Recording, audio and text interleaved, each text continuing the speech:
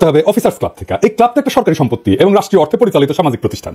এটা বহু বছর ধরে একটা নির্দিষ্ট গোষ্ঠীর নিয়ন্ত্রণে ছিল, যারা ক্লাবটাকে আওয়ামী লীগের দলীয় আড্ডাখানায় পরিণত করছিল। বিগত 15 বছরে এই সমস্ত কর্মকর্তা শুধু ফ্যাসিবাদ রাখা দরকার ছিল, তাদেরকে উনি পাশে না রাখার কারণে আজকে সচিবালয় উনার নিরাপদ নয়। তাই নতুন করে 8 থেকে 10 জন বিপ্লবী উপদেষ্টা নিয়োগের জন্য উনি পরিকল্পনা হাতে নিয়েছেন। ইতিমধ্যে যাদের নাম নিয়ে আলোচনা এবং সমালোচনা চলছে, এরই মাঝে হয়তোবা কেউ বিদেশে জেল খেটে দেশে ফিরেছেন, তাদের সাথে বসতে গিয়ে আসিফ নজরুলের সাথে বিতর্কে জড়িয়ে পড়েছেন প্রবাসীরা বললেন প্রহসন করার জন্য আপনি প্রবাসীদের মন্ত্রণালয়টি আটকিয়ে রেখে প্রবাসীদের জন্য কিছুই করেন নাই, মাত্র তিরস্কার। আসসালামু আলাইকুম দর্শক, নতুন একটি ভিডিওতে আপনাকে স্বাগতম। বাংলাদেশের যে বর্তমান রাজনৈতিক পরিস্থিতি এবং প্রেক্ষাপট সৃষ্টি হয়েছে তারই আলোকে বেশ কয়েকটা গুরুত্বপূর্ণ ভিডিও নিয়ে হাজির হয়েছে, যার কিছুটা অংশ বিশেষ ভিডিওর শুরুতেই দেখছেন। দর্শক, ভিডিওর শুরুটা দেখেই কিন্তু বুঝতে পেরেছেন আজকের নিউজটা কতটা গুরুত্বপূর্ণ হতে চলেছে। তাই বলবো, যারা ভিডিওটি দেখছেন না টেনে সম্পূর্ণ ভিডিওটি মনোযোগ সহকারে দেখতে থাকুন, তাহলে আজকের বিষয়টা বুঝতে পারবেন। দর্শক, এই বিষয়ে আর কিছুই বলবো না, চলুন দেখে আসি আজকের সেই কাঙ্ক্ষিত ভিডিওগুলো।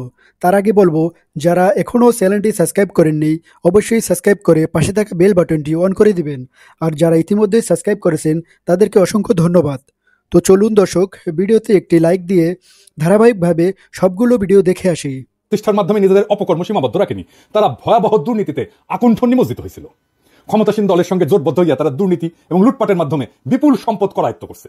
আমলারা মন্ত্রণালয়ের চিফ অ্যাকাউন্টস অফিসার হওয়ার কারণে সকল বড় বড় দুর্নীতিতে তারা বাগাইছে সিংহভাগ অর্থ, এখনো তারা বাগায়। এর বাইরে এই ধরনের কর্মকর্তাদের অতি উৎসাহের বিষয় ছিল গুম, খুন, গুরুতর জখম, অসংখ্য মিথ্যা মামলা এবং বিরোধী মতাবলম্বীদের দমনমূলক অপকর্ম। মত প্রকাশের স্বাধীনতাকে হরণ করার ক্ষেত্রে তারা ফ্যাসিস্ট চেতনার প্রতীক হয়ে উঠছিল। এই লোকগুলা ক্ষমতাসীন গোষ্ঠীর সক্রিয় অংশ হিসেবে কাজ করছে এবং খুনি হাসিনার ফ্যাসিবাদী নীতির অগ্রগামী সৈনিক ছিল। দুঃখজনকভাবে 5ই আগস্টের ছাত্র জনতার রক্তক্ষয়ী বিপ্লবের পরও এই সমস্ত অপরাধীদের চিহ্নিত করে জবাবদিহিতার আওতায় আনা সম্ভব হয়নি এখনো। এইটা অন্তর্বর্তীকালীন সরকারের একটা বড় ব্যর্থতা এবং জাতির জন্য গভীর হতাশার কারণ হয়ে আছে। 5ই আগস্টের পর পদোন্নতি প্রাপ্তিরাই এখন Bangladesh administrative service association BASA এই বাসার নেতৃত্ব দিচ্ছেন। অন্যদিকে বিএনপি অনুসারী পদোন্নতি বঞ্চিত অবসরপ্রাপ্তরা অফিসার্স ক্লাবের নেতৃত্ব দখল করছেন। এই দুই প্রতিষ্ঠান এর সদস্যদের নির্বাচিত প্রতিনিধিরা চালাচ্ছেন না, চালাচ্ছেন জবরদখলকারীরা। সবগুলো আসনে জোর কইরা বসে পড়ছেন। ক্লাব নেতৃত্বের অনুগতরাই এই বাসার নেতৃত্বে সমাসীন হয়েছেন। প্রশাসন ক্যাডার অফিসারদের একটা বহুমুখী সমবায় সমিতি আছে। এই সমিতি আর অফিসার্স ক্লাব এখন পরিচালিত হচ্ছে অভিন্ন ব্যক্তিদের নেতৃত্বে। ধানমন্ডিতে অবসর নামে অবসরপ্রাপ্ত কর্মকর্তাদের একটা সংস্থা আছে, তার নেতৃত্ব এখন এই সমস্ত নেতাদের করতলগত। এই দুইটার নেতৃত্বে যারা আছেন তারাও নির্বাচিত দখল করছে। এই যে 4টা সংগঠনের কথা বললাম, এই 4টি সংগঠনের পাশাপাশি নাম সর্বস্ব আরো 2টা সংগঠন অফিসার্স ক্লাব থেকে ভুইফোন নেতারা পরিচালনা করতেছে। বক্তৃতা বিবৃতির মাধ্যমে প্রশাসনকে নিয়মিত ভয় ভীতি হুমকি দামকি এইটা প্রদর্শনের জন্য ব্যবহৃত এই প্যাড সর্বস্ব সংগঠন দুইটার নাম হলো বৈষম্য বিরোধী কর্মচারী ঐক্য ফোরাম এবং জুলাই আগস্ট গণবিপ্লব কমান্ড কাউন্সিল। ওর বাবা ডরাইছি, বাস্তবে এই জাতীয় সংগঠনের কোনো অস্তিত্বই নাই। এর চেয়ে বড় জঘন্যতম প্রতারণা এবং জালিয়াতির ঘটনা আর কি হইতে পারে? অথচ প্রতিনিয়ত এই কাজটা করে যাচ্ছে অফিসার্স ক্লাব দখলকারী এই গং। আর এমনটাই হচ্ছে আজ বাংলাদেশের প্রশাসন ক্যাডারের সর্বোচ্চ পদে পৌঁছানো কিছু অফিসারের প্রকৃত মান এবং আসল চেহারা। 5ই আগস্ট ফ্যাসিবাদী শাসনের অবসানের পর ক্লাবের পরিবেশ উন্নত হবে এবং হারানো ঐতিহ্য ফিরে আসবে বলে আশা করা হয়েছিল, কিন্তু দুর্ভাগ্যজনকভাবে এক গোষ্ঠী থেকে আরেক গোষ্ঠীর দখলে ক্লাবের নেতৃত্ব হস্তান্তরিত হইয়া সেখানে দুর্নীতির নতুন অধ্যায়ের সূচনা হয়েছে। বর্তমানে ADM আব্দুল সাত্তারের নেতৃত্বে ক্লাবটা অনিয়ম এবং বেআইনি কর্মকাণ্ডের কেন্দ্রে পরিণত হয়েছে। জনাব সাত্তার 82 ব্যাচের প্রশাসনিক কর্মকর্তা, যিনি বিএনপি চেয়ারপারসন বেগম খালেদা জিয়ার একান্ত সচিব ছিলেন। সরকারি দায়িত্ব পালনকালে দুর্নীতির অভিযোগের কারণে বিতর্কিত ব্যক্তি। তিনি অফিসার্স ক্লাবের সাধারণ সম্পাদকের পদ দখল করছেন এবং সহযোগী হিসেবে দুর্বিনীত আরেক আমলা আব্দুল খালেককে কোষাধ্যক্ষ বানিয়েছেন, যা নিয়ে ব্যাপক প্রশ্ন উঠছে। বিশেষ করে ক্লাবের জন্য 400 কোটি টাকার নির্মাণ নতুন ভবন প্রকল্পকে কেন্দ্র করে তাদের তৎপরতা ব্যাপক সন্দেহ সৃষ্টি করছে। অফিসার্স ক্লাবের গঠনতন্ত্র অনুযায়ী এর সাধারণ সম্পাদক ক্লাবের প্রধান নির্বাহী এবং সভাপতি হন মন্ত্রিপরিষদ সচিব। কিন্তু বর্তমানে ক্লাব দখল করে গঠনতন্ত্রের লঙ্ঘনের মাধ্যমে 2 বছর মেয়াদে একটা অস্থায়ী কমিটি গঠন করা হয়েছে। এহেন পরিস্থিতিতে সাত্তার খালেক গংদের সাথে মন্ত্রিপরিষদ সচিব শেখ আব্দুর রশিদ এবং প্রধান উপদেষ্টার মুখ্য সচিব সিরাজউদ্দিন সাথীর মতো খ্যাতিমান সজ্জন এবং শ্রদ্ধাভাজন অফিসাররা কিভাবে সংযুক্ত থাকেন এটা আমাদের বোধগম্য না। বিশেষ করে সাথী ভাইয়ের সংযুক্তি এটা আমাকে বিস্মিত করছে, বিহ্বল করছে। আমাদের বিস্ময় এবং বেদনার কোনো অবসান ঘটতেছে না। রাষ্ট্র এবং সরকারের শীর্ষ পর্যায় থেকে রাজধানীর শহর, নগর, বন্দরের অলিগলি, গ্রামগঞ্জের হাট বাজার সহ সর্বনিম্ন তলা পর্যন্ত প্রায় সবকিছু দখল নিয়ে ফেলছে একটা দল। কারা আর নাম পেলাম না, আমি তিক্ততা বাড়াইতে চাই না। দলবাজ এবং দখলদার হিসেবে তাদের চিহ্নিত লোকদের নাম সর্বত্রই ছড়ায় পড়ছে, আপনারা চেনেন। প্রশ্ন হচ্ছে, দলটা কি গণ অভিযোগের এবং অভিশাপের কাঠগড়া থেকে নিজেকে মুক্ত করতে সচেষ্ট হবে, না নির্বাচনে দিল্লির লাড্ডু খেয়া আত্মাহুতি দেবে? এইখানে অন্তর্বর্তী সরকারের চ্যালেঞ্জ কি? সাবেক অর্থ সচিব জাকির আহমেদ খানের নেতৃত্বে একটা কমিটি গঠন করা হয়েছে, যা 2009 থেকে 2024 সালের 5 আগস্ট পর্যন্ত সরকারি কর্মকর্তাদের পদোন্নতি বঞ্চনার কারণ, সংখ্যা এবং পদ্ধতি পর্যালোচনা করবে। তবে এই কমিটি শুধুমাত্র প্রশাসন ক্যাডারের কর্মকর্তাদের ভূতাপেক্ষ পদোন্নতির সুপারিশ করায় ইতিমধ্যে তারা নিরপেক্ষতার মানদণ্ডে ব্যর্থ হয়েছে এবং তাদের বৈধতা প্রশ্নবিদ্ধ হয়েছে। বেসামরিক প্রশাসনের পাশাপাশি সামরিক প্রশাসনও বিপুল সংখ্যক কর্মকর্তাকে পদোন্নতি বঞ্চিত করা হয়েছে। এমনকি অনেককে চাকরিচ্যুত করা হয়েছে। বিডিআর হত্যাকাণ্ড সহ বিভিন্ন ষড়যন্ত্রে বহু সেনা অফিসার নিহত হয়েছেন, আহত হয়েছেন। টর্চার সেলের নির্মম অত্যাচারের মাধ্যমে অনেককে বছরের পর বছর নিপীড়ন করা হয়েছে, অনেককে চাকরি হারাইছে প্রতিবাদ করার জন্য। দেশ ছাড়া হয়েছেন অনেকে। দেশবাসী আশা করছিল খুনি হাসিনার পতনের পর এই সমস্ত হত্যা নিপীড়নের বিচার হবে, যোগ্য কর্মকর্তারা এবং তাদের সম্মান এবং পদ ফিরে পাবেন এবং পদোন্নতি বঞ্চিতদের বঞ্চনা দূর হবে। কিন্তু হতাশাজনকভাবে দেখা যাচ্ছে শুধুমাত্র প্রশাসন ক্যাডারের পদোন্নতি বঞ্চিতদের সুবিধা প্রদানের আয়োজন করা হয়েছে। অন্য কোনো ক্যাডারের, এমনকি সামরিক বাহিনীর নিপীড়িত এবং পদোন্নতি বঞ্চিতদের জন্য কোনো পদক্ষেপ গ্রহণ করা হয়নি। এটা বৈষম্যের চরম উদাহরণ। বৈষম্য দূরীকরণ কি শুধুমাত্র একটা ক্যাডারের সুবিধা প্রদানের মধ্যে সীমাবদ্ধ থাকবে, নাকি এটা সর্বস্তরের বঞ্চিতদের জন্য বাস্তবায়িত হওয়া উচিত? আপনারাই বলেন, কোনটা ইনসাফ? রাজনৈতিক কারণ ছাড়াও ব্যক্তিগত স্বার্থের কারণে বিএনপি পন্থী নয়, পদোন্নতি বঞ্চিত অবসরপ্রাপ্ত তেমন অফিসাররাও ভূতাপেক্ষ পদোন্নতি এবং আর্থিক লাভালাভের আশায় অফিসার্স ক্লাবের নেতৃত্বের সাথে জোটবদ্ধ হয়েছে।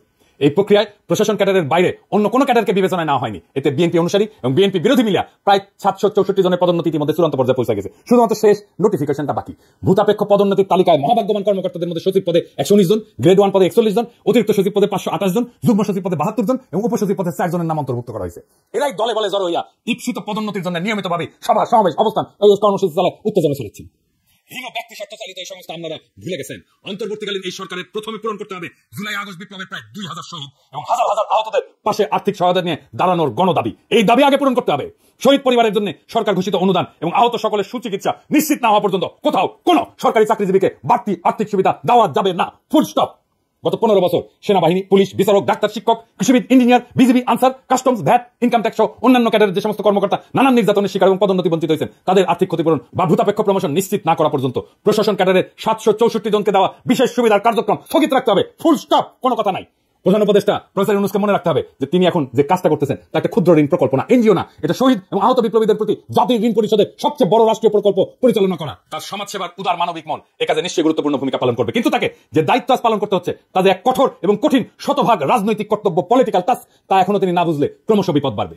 এইবার আসেন এই যে প্রশাসনিক স্বার্থান্বেষী মহল, এটা নিয়ে কিছু আলাপ করি, তাহলে বুঝবেন এই আমলা বিদ্রোহের শিকড় কোথায়। অন্যদিকে হঠাৎ করে প্রশাসন সংস্কার কমিশন প্রাথমিকভাবে তাদের কয়েকটা সুপারিশ প্রকাশ করলে প্রশাসন ক্যাডারের কর্মকর্তারা সকল রীতিনীতি, আইন কানুন ভেঙে বিক্ষোভ প্রদর্শন করতে শুরু করছেন। বিশেষ করে পরীক্ষার মাধ্যমে উপসচিব প্রস্তাবের বিরুদ্ধে চাকরিরতরা প্রতিক্রিয়া দেখাইলে তাদের সাথে অবসরপ্রাপ্ত অফিসাররা যোগ দেন। স্বার্থান্বেষী এই দুই পক্ষ যৌথ সভার আয়োজন করেন, যেখানে অন্য পেশার কয়েকজন উচ্চকণ্ঠী ব্যক্তিকে ডেকে আনা নিজেদের পক্ষে বক্তৃতা করেন। শুধু তাই না, এই সভায় ফ্যাসিস্ট সরকারের দোসর, সহযোগী এবং সুবিধাভোগী হিসেবে পরিচিত 2014, 2018, 2024 অনুষ্ঠিত জাতীয় সংসদ নির্বাচন পরিচালনাকালে ডিসি ইওনো হিসেবে দায়িত্ব পালনকারী কর্মকর্তাবৃন্দ সদল বলে যোগদান করে, যাদের অনেকেই বর্তমানে অতিরিক্ত, যুগ্ম এবং উপসচিব হিসেবে দায়িত্বরত অফিসার। সংবিধান, গণতন্ত্র, মৌলিক অধিকার লঙ্ঘনকারী এই সমস্ত ক্রিমিনাল কর্মকর্তারা আন্দোলনের এক ডামাডোল সৃষ্টি করে তাদের ঘৃণিত অতীত পরিচয় মুছে ফেলার সুযোগকে কাজে লাগাইতে কৌশলে সবার সাথে একাকার হয়ে যাওয়ার অপকর্মে সক্রিয়ভাবে অংশ নিতেছেন। বাংলাদেশের মানুষের স্মৃতি থেকে কখনো কি এই সকল অপরাধের কাহিনী মুছে যাবে? এটা কখনোই সম্ভব না। এই ক্যাডারেরা, এই সচিবালয়ের এই কর্মকর্তারা কি বিবৃতি দিছিল দেখেন আন্দোলনের সময়। আমরা এটা ভুলি নাই। ক্ষতিগ্রস্ত রাজনৈতিক পক্ষ 2008 সালের নির্বাচনকে বাংলাদেশের সেই সময় সেনাপ্রধান মঈনুল আহমেদের পরিচালনায় ভারত সরকারের তৎকালীন বিদেশমন্ত্রী প্রণব মুখার্জির ইন্ধনে অনুষ্ঠিত একটা পাতানো নির্বাচন হিসেবে বিবেচনা করেন, যার উদ্দেশ্য ছিল খুনি হাসিনাকে ক্ষমতায় আনা। তবে তত্ত্বাবধায়ক সরকার ব্যবস্থা বিলুপ্তি পরবর্তী পর্বে নির্বাচনের ধারা ছিল বাংলাদেশের রাজনৈতিক ইতিহাসে সবচেয়ে অগ্রহণযোগ্য, ঘৃণিত এবং কলঙ্কিত অধ্যায়। 2014 সালে অনুষ্ঠিত একতরফা বিনা ভোটের নির্বাচনটা, যেখানে 153 জন এমপি বিনা প্রতিদ্বন্দ্বিতায় জয়ী হন, তা দেশবাসীর মধ্যে ব্যাপক ক্ষোভ এবং নিন্দার সৃষ্টি করছিল। এরপর 2018 সালের নিশিরাতের নির্বাচন ছিল এক কালিমালিপ্ত অধ্যায়। সেখানে ডিসি, এসপি, ইওনো এবং ওসিদের নেতৃত্বে রাতের আধারে ব্যালট পেপার নৌকা সিলমেরা ব্যালট বাক্স ভর্তি করা হয়েছিল। এছাড়া সর্বশেষ 2024 সালের দামি নির্বাচনও এক মহাকেলেঙ্কারি হিসেবে লেখা থাকবে, যা ভোটের মাধ্যমে জনগণের স্বাধীন ইচ্ছা এবং পছন্দ অনুযায়ী সরকার গঠনের সকল ধারণাকে ধূলিসাৎ করে দিয়েছিল। এসব নির্বাচন শুধুমাত্র গণতন্ত্রের অবমাননা না, দেশের ঐক্য, রাজনৈতিক স্থিতিশীলতা এবং বিশ্বাসযোগ্যতার জন্য এক বড় ধরনের বিপদ হয়ে দাঁড়াইছিল। 2014, 2018 এবং 2024 জাতীয় সংসদ নির্বাচন এবং ফ্যাসিবাদী শাসন আমলে পরিচালিত স্থানীয় নির্বাচনে দায়িত্ব পালনকারী জেলা প্রশাসক, এসপি, ইওনো, ওসিদের চিহ্নিত করে তাদের জবাবদিহিতার আওতায় আনা প্রয়োজন। অনেক দেরি হয়ে গেছে, কিন্তু এখন এই কাজ শুরু করতে হবে। ওই সময়কার সকল প্রধান নির্বাচন কমিশনার, অন্যান্য কমিশনার, তথাকথিত ভোট ব্যবস্থাপনা এবং আইন শৃঙ্খলা রক্ষার দায়িত্বপ্রাপ্ত সংশ্লিষ্ট বিভিন্ন মন্ত্রণালয় সচিব, পুলিশের আইজিপি, তাদের বিভিন্ন বিভাগ, আনসার বিজিবির নানান স্তরের উচ্চপদস্থ কর্মকর্তা সহ সংশ্লিষ্ট সকল অফিসার কর্মচারীকে অবশ্যই অভিযুক্তের কাঠগড়ায় দাঁড় করাইতে হবে, কারণ এদের ভূমিকা গণতন্ত্রের ক্ষতি সাধন এবং ভোটাধিকার হরণের ক্ষেত্রে অত্যন্ত গুরুত্বপূর্ণ ছিল।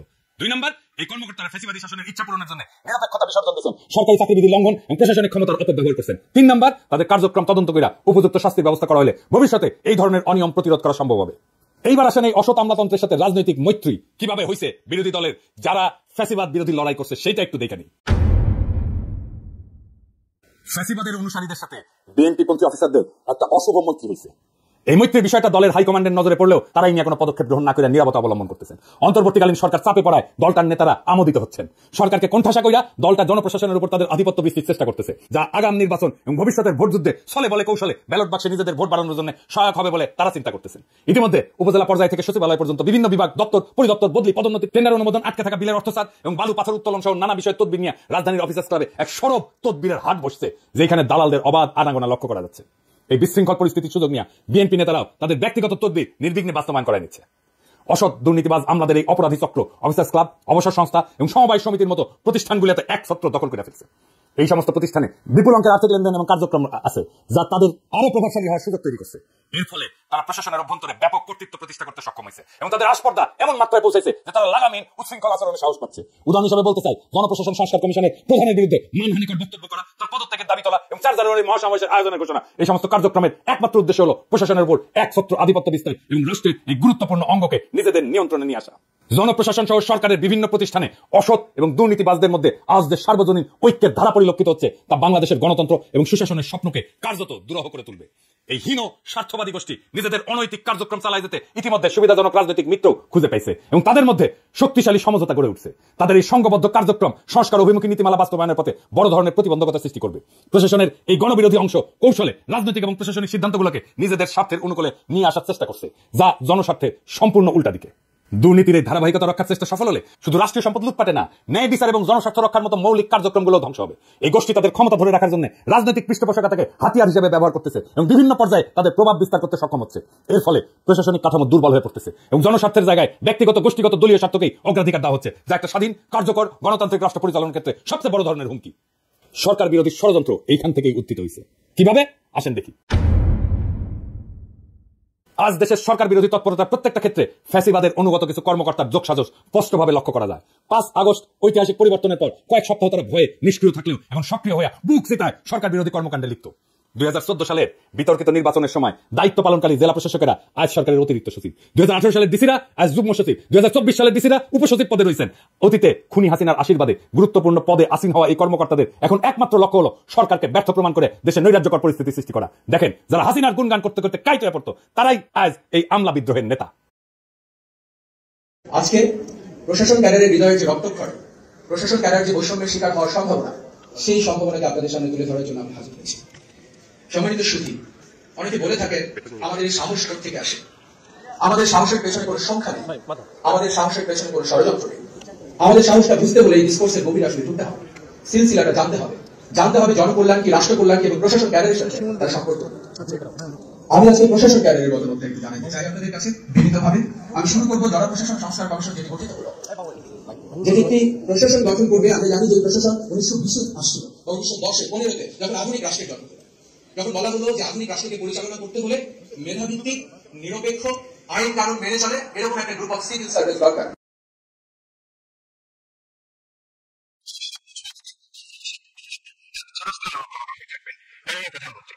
এক এক দেশের উন্নয়নের এক এক মডেল।